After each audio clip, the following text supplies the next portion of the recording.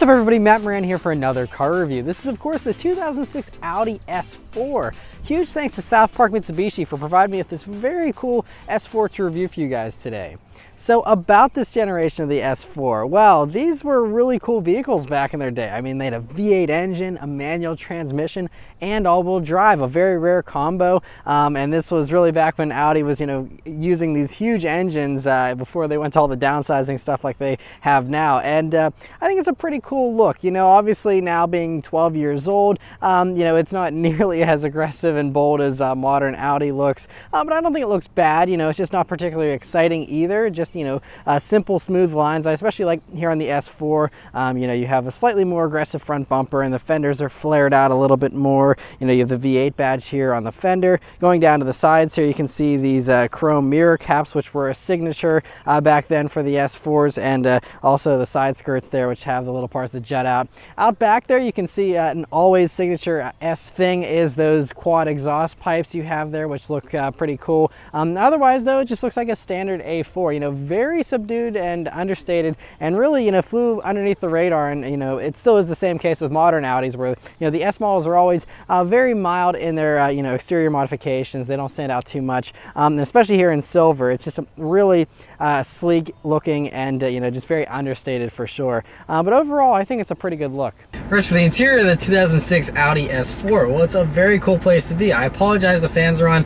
This is like a record high day today here, so I have to have the air conditioning running. But anyway, first things first, sitting down in these seats, very sweet Recaro seats here in the S4 of this generation. Leather, of course, just have really big bolsters that actually feel really sporty and pretty aggressive. I mean, there's still plenty of wiggle room here so that you're not being squeezed in too much if you're, a little bit large or boned or whatever.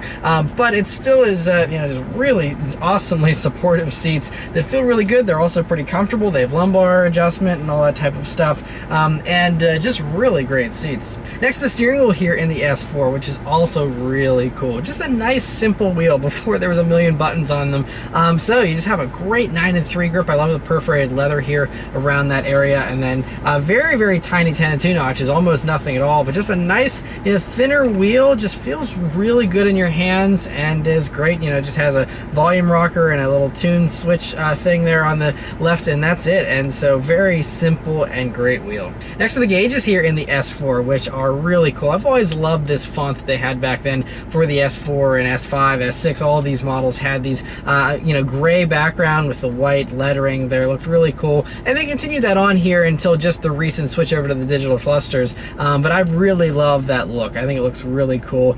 And also, even though this is a 2006 model, it was really high tech for the time to have a full color display screen there in the middle. It just only shows a few basic things. Obviously, the temperature, your fuel economy, trip information, that's it. But for it to be color back then, I mean, really no one was doing color, and even these days there's still some that aren't full color.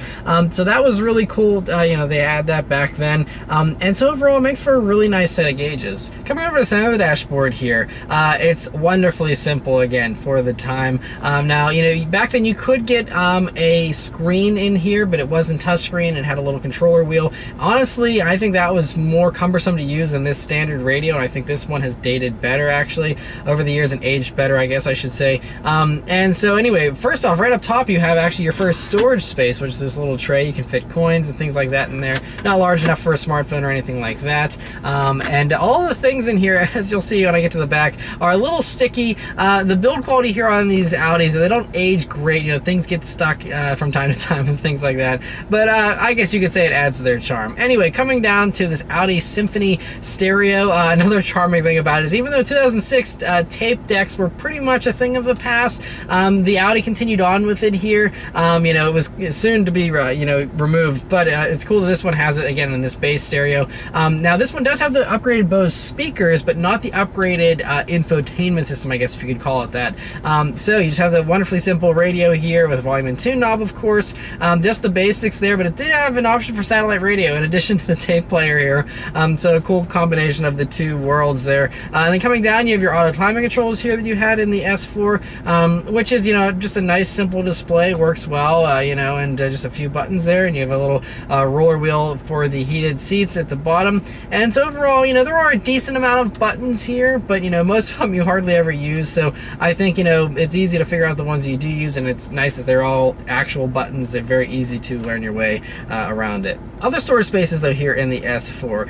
Right beneath that climate control you have an ashtray and a cigarette lighter and a little coin holder or cutout for something like that there, but you know, a very, very small amount of space in there to store anything. Also over in the doors here you have a small little pocket, not large enough for a map, not large enough for a bottle or anything, but just a little space there.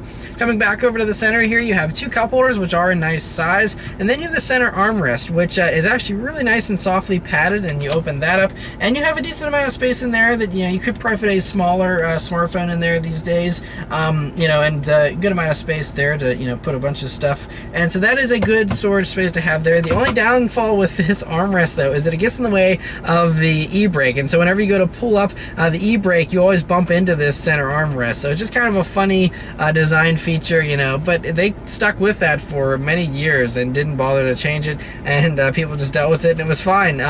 But anyways, that's just kind of a funny little thing to note there. But overall, you know, for its time, most vehicles had about the same amount of storage space, so I can't really knock it for that. You know, these days, of course, it's very underwhelming as far as storage space goes, but back then it was about par for the course. Backseat space in the S4. Again, this was before the S4 got much bigger, and so you don't have a ton of space back there. I'm 5'9", me sitting behind myself, I have about an inch of legroom to spare there. So, you know, this generation S4, great for, you know, adults under 6 feet tall in the back there, as long as the drivers aren't too tall and passenger in the front. Otherwise, that's suitable for kids back there, and that's about it. They are nice back seats though, also Recaro branded, and have a little bit of bolstering actually there for the outboard two seats. And when you look forward, you'll see this one actually had heated rear seats, which was an option this one had, and you also see another ashtray there, which is a funny inclusion, not usable for anything other than ashes really. And then you have a fold down center armrest, which if you open that up, you'll see a first aid kit in there. You know, obviously you could remove that if you would actually put stuff in there. And this one also does have cup holders in that center armrest, but in some Audi fashion, you know, they didn't pop out for me, so I couldn't get them open no matter how much I jiggled it or, you know, tried to pull it out there or pop it open. It would not come open, but theoretically there should be cup holders there. But otherwise, you know, again, for the time, it was a pretty good back seat, you know, for a vehicle of this class. And so overall, like I said, still comfortable and roomy for the most part here today, as long as you don't need a ton of legroom. Trunk space in the S4 is actually really good, regardless of what generation you compare it to. It's a really nice long trunk that goes really far back there, so plenty of room to, you know, fit several suitcases. And actually, for a vehicle this size, even back then, it was, I think, a little bit above the par for its class, and you know, seems to be a pretty nice sized trunk. It's not super wide. These days, trunks seem to be a little bit wider, but this one, you know, is just a nice thinner but very long space, and so overall, a really good trunk. All right, so starting to go for a drive. The S4 has this very cool switchblade key like they all had in this generation. And of course, it is not keyless entry and push button start, a little bit before that time. But anyway, you just turn the key here, and it starts right up. All right, so setting off in the 2006 Audi S4. So the first thing you notice, I think the first thing I notice is there is no rev hang in this engine. You know, these days with modern manuals, you have a little bit more time to shift if you want to do a smooth shift, whereas with this, I mean, it drops immediately. So if you don't shift fast, you're not going to have smooth shifts, which is, you know, pretty cool because it rewards, you know, good fast shifting. And you know, while some vehicles these days with rev hang and stuff, you know, it almost is a little jerky when you're too fast with your shifts. This kind of rewards them, which is pretty cool. Other things to note here, very light steering actually, you know, for an S model. You know, these days of sporty models always seem to have really heavy steering, and this, you know, is pretty light, but it has pretty good feel, again, for its time. You know, I think some people were a little critical of it, but honestly, these days, I think it feels pretty good, because, you know, with everything going electrical and stuff, this is still a hydraulic, you know, power steering, and feels really nice and natural to me, and so yeah, I really like the way that it feels. Other things to note, visibility here in the S4 is pretty good. You know, you have a pretty large windshield and fairly thin A-pillars here. View out of the sides is good with, you know, windowsills that don't come up too high, and view out of the back is also pretty good actually. A nice wide and tall rear window there, and so very easy to see out of that. Other things to note, now we're on this park road that has a little bit of bumpiness to it, and the S4 seems to soak it up fairly well. Again, compared to the newer S4s, the ride is certainly a little more communicative, but still feels pretty refined, for a vehicle of this type. Another thing I'm noticing here as I'm shifting and using the brakes is the throttle is really far back, and then the brake and the clutch are all very much a lot closer to you, which means like your left leg has to do a little bit more gymnastics in order to execute a fast shift, because there's a long travel for that clutch pedal, which combined with the need to shift quickly here because there's no rev hang or anything means that it's a little bit more I guess that you have to do with your left leg there for the clutch, and then also bringing your right foot from the gas over to the brake. The brake's really high up, so you really have to rotate your ankle there to go up to the brake pedal. So again, something that these days most pedals are all on the same plane, whereas this, it's a little bit staggered, but it's fine. Easily something you can get used to. All right, so let's turn down onto this straight road here and see how it does. Here we go. Oh man. All right, it gets up and goes pretty well. Not quite as dramatic as you might expect from a V8 engine. It does have a really nice 7,000 RPM red line, and it has a good sound to it, but again, pretty muted for a V8. Definitely could use some aftermarket support there. But anyway, so the Audi S4 here for 2006 had the 4.2 liter V8 engine, but it wasn't very efficient. These days at least, back then it was, but this motor does 340 horsepower, 302 pound-feet of torque. Now, in later iterations of this 4.2, it was massaged all the way up to 420 horsepower, as you see in the R8s from Audi and a few of the other vehicles. But only 340 horsepower here, but like I said, a 7,000 RPM red line, and it feels pretty good. Again, it's very smooth. It's a very flat power band where, you have torque just about everywhere. It doesn't feel peaky or anything. It's just all the way through. You get a nice stable amount of power that just gradually builds there. It also though has a decent amount of heft to haul around. So although this vehicle looks a little bit smaller, the weight, I couldn't get an exact number, but the ranges I saw were anywhere between 3,800 and about 4,000 pounds here for the S4. Now thankfully this one is the manual. You could get these with an automatic as well if you wanted, and that would add a little bit more weight, but here with the manual I think it's a little lighter. Yeah, by the way, speaking of this manual, it's a really nice shifting transmission. Like I said, the clutch is a little tricky, but the shifter itself is great. It's a nice notchy shifter, not too heavy but not too light, just feels really good, and very well defined gears, very easy to find each gear, and so that all feels very good. Other things to note here: brakes have a decent amount of travel to them, and then part of that is probably due to age. I think back when these were new, they had really bitey brakes. I actually worked at an Audi dealership back when these were new, from 2006 to 2011, and so I remember these things having really nice and grabby brakes, but they did have a little bit of a travel to them before you really got hard braking. But once you started to get into the brakes, they were very strong feeling, and this one still feels very much the same, just a little more mushy, because of its age, I suppose. Another thing though that actually feels really good is the throttle response. So there is a tiny little bit of a dead travel built in, but then as soon as it starts working, then it is very direct throttle response. Because you have this V8, there's no turbos to wait for or anything. It's just instant acceleration. As soon as you can even see, just it jerking me back. As soon as I tap it a little bit, it immediately wants to go. So that's really nice, and means that it's really nice and dialed in. Everything feels really good whenever you're using it. Another little acceleration. It really throws you back in your seat. And then just gives you nice smooth power. We're going around some corners here now. So this feels, fairly heavy, like I said, considering it's nearly 4,000 pounds in a little car like this.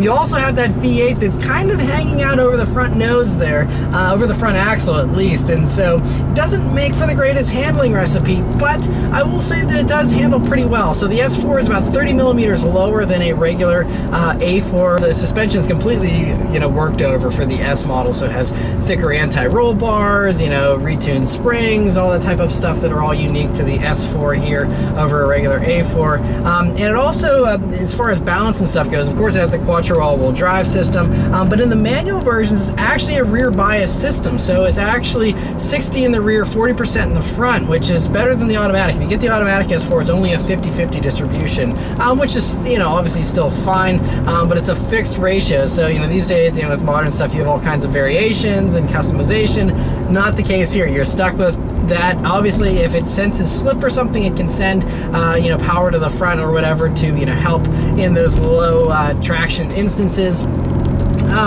But you know, it handles fairly well for what it is. We also have 235 wide tires on here. This one is equipped with Yokohama All Seasons, and they honestly feel pretty good. You know, on 18-inch wheels here, you have a very low profile tire for the most part, so it, you know, feels pretty sharp. You know, there isn't really any squirminess from the wheels or anything like that, and feels, you know, pretty direct. Although it has this weird thing where the steering changes based on speed, and so because of that, it has a little bit of an artificial feeling to it here once we're at higher speeds now. At lower speeds, you know, it's pretty light, but then it does get a little heavier, but also a little, like I said, just a little less natural feeling whenever you go up to some higher speeds. And another acceleration.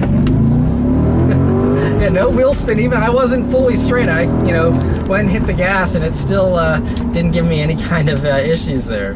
But yeah, whenever you're running through the gears and stuff, it feels good. You know, you wish there was a little more power, but you know, it feels very good. And if you can afford to, you can always go up to the RS4 of this version, which did have that more powerful V8 engine, and you know, those are really special and really phenomenal to drive. I drove a couple of those again back when I used to work at an Audi dealership, and they were a blast. But even with the regular S4 motor here, it's really good because, you know, you have this V8, you have this manual, you have all this traction, but that means you can also just mash the gas, not worry about any kind of wheel spin or anything, and you can fully exploit the entire rev range without immediately being thrown into jail, you know. And so, yes, the numbers are underwhelming, and, you know, the performance is a little underwhelming. I think 5.6 seconds is the 0 to 60 time. But I think that's still plenty quick. It's, you know, obviously plenty of power to have fun with, and it allows you to just really, you know, push it a little bit more than you can in a modern S4, for example, where, you know, they're much quicker now,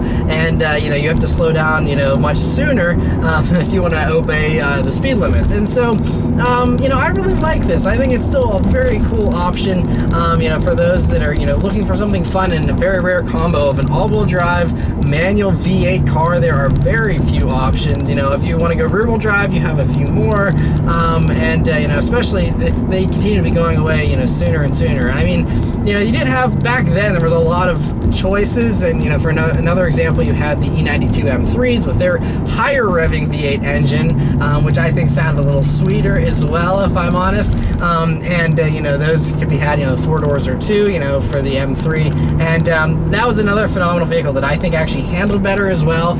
So if you had to, you know, make me choose between like the E92 M3 and this generation S4, I definitely would pick the M3, I think. But these are still very fun, and again, if you want all-wheel drive, you know, there's very few options to pick from in this segment, and these days it's basically non-existent. I can't think of anything off the top of my head that combines you know, these 3 things, and so that's a really cool combo. And so the last thing I want to mention, though, is the fuel economy here. That's the only thing, you know, with an older V8 that you're never going to have as a strong suit. I think these cracked into the low 20s, like maybe 21 mpg on the highway. City, we're looking at like 15 or something. So, I mean, these days, even like, you know, the modern Mustang GT, I mean, that, you know, will do 460 horsepower, and those get much higher, you know, fuel economy than these do here.